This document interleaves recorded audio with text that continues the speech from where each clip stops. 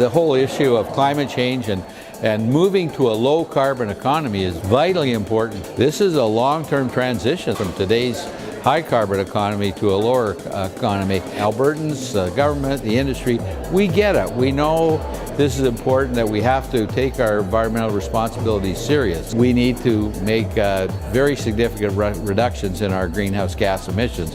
So we know that the only way we're going to do that is through transformative technology. Having the opportunity to host Zero 2014 in Edmonton has been a great opportunity for our city to showcase our long-standing commitment to the environment and learn from others about the kind of work that lies ahead in order to achieve a low-carbon future.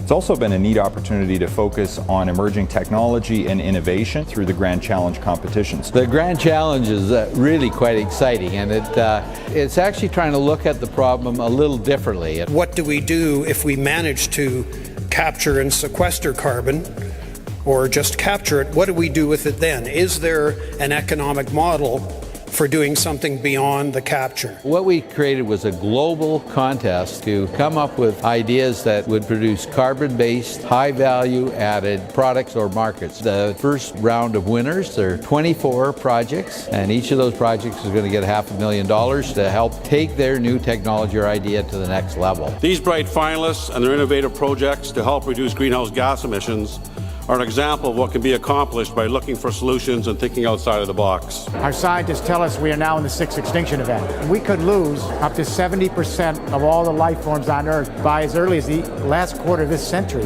and imperiling our own species' ability to actually survive on Earth. And the message today is really we should start now. We should innovate now. We know basically the products that we need in the future. We spend $5 trillion a year on fossil fuels.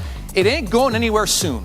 This is a big boat, but we need to begin turning it. I'm going to tell you how we do that. We are now into an incredibly inventive period in renewable energy and clean tech that no one saw coming. As a venture capitalist in the clean tech sector, I'm entirely confident of the ability of our companies to perform. So it's not about, can innovation displace fossil fuels? They can.